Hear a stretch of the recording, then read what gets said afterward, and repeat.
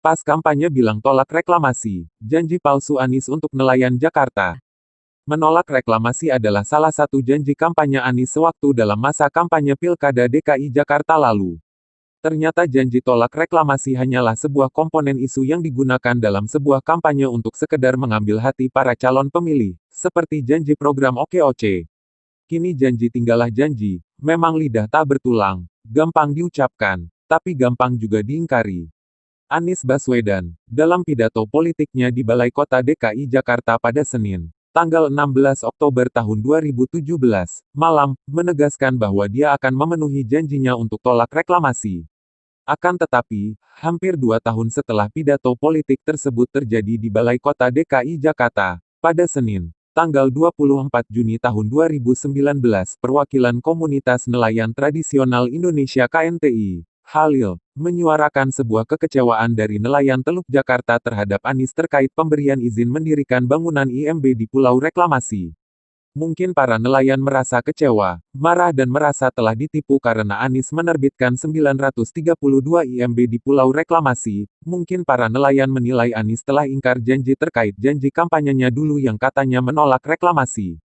Mungkin juga Anies tidak ingkar janji, karena yang dia janjikan adalah hanya menolak reklamasi, tapi tidak menolak menerbitkan IMB. Apakah begitu?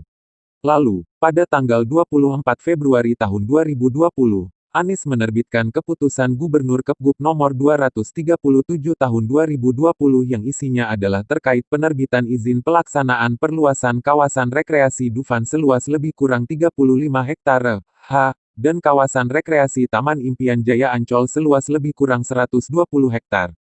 Aplaus untuk Anies, dia berhasil memperang lagi rakyat Jakarta, khususnya para nelayan di Teluk Jakarta. Kejadian ini adalah sebuah pembelajaran yang sangat baik bagi kita semua bahwa untuk memilih pemimpin tidak hanya janji dan kata-kata indahnya saja yang harus kita perhatikan, karena sekali lagi, lidah tidak bertulang, janji gampang diungkapkan, dan gampang pula diingkari. Walaupun pembelajaran tersebut adalah sebuah pembelajaran yang sangat mahal harganya, tapi minimal sekarang kita tahu bagaimana bentuk muka seorang pembohong itu seperti apa. Memilih pemimpin adalah terkait dengan track record dan niat yang tulus. Rakyat Jakarta yang dulu pernah dijanjikan tolak reklamasi oleh Anies pada saat kampanye Pilkada DKI Jakarta mungkin sekarang bisa saja berdemo ke Balai Kota DKI Jakarta, menuntut pertanggungjawaban seorang Anies Baswedan terkait janji-janji kampanyenya, khususnya janji tolak reklamasi. Memang waktu adalah penguji dan selektor terbaik untuk menilai kinerja seseorang. Waktu adalah pembukti dan penguji utama terkait integritas seseorang ketika diberikan amanah untuk mengemban sebuah jabatan. Apakah orang tersebut memenuhi janji kampanyenya, tidak memenuhi janji kampanyenya, atau bahkan malah mengingkari janji kampanyenya.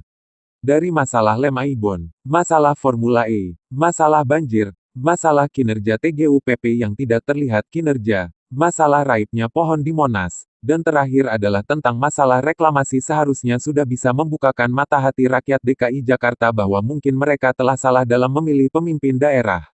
Tapi nasi sudah menjadi bubur, Pilkada DKI 2017 sudah tidak bisa diulang kembali. Tapi Pilkada DKI Jakarta 2022 sudah ada di depan mata. Fakta-fakta tersebut bisa dijadikan acuan bahwa nanti dalam Pilkada DKI Jakarta pada tahun 2022 seharusnya rakyat DKI Jakarta tidak terperosok jatuh ke dalam lubang yang sama.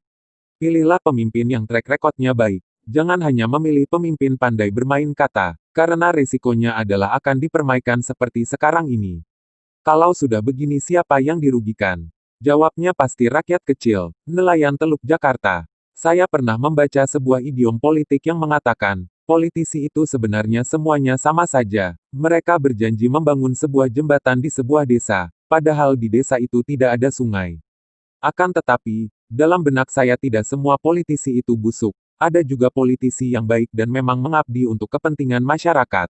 Baik dan buruk itu pasti ada dalam setiap sendi kehidupan kita, itu adalah kurva normal kehidupan kita.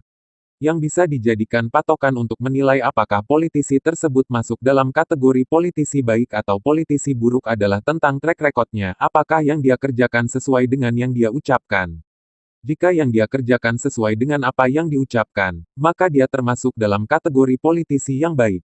Tetapi jika yang dikerjakannya tidak sama atau bahkan berlawanan dengan apa yang pernah dia ucapkan, maka sudah pasti itu adalah politisi buruk bahkan busuk. Dan dalam kasus Anies Baswedan ini silahkan pembaca sendiri yang menilai dia masuk dalam kategori yang mana. Terima kasih. Sekian. Jayalah Indonesiaku.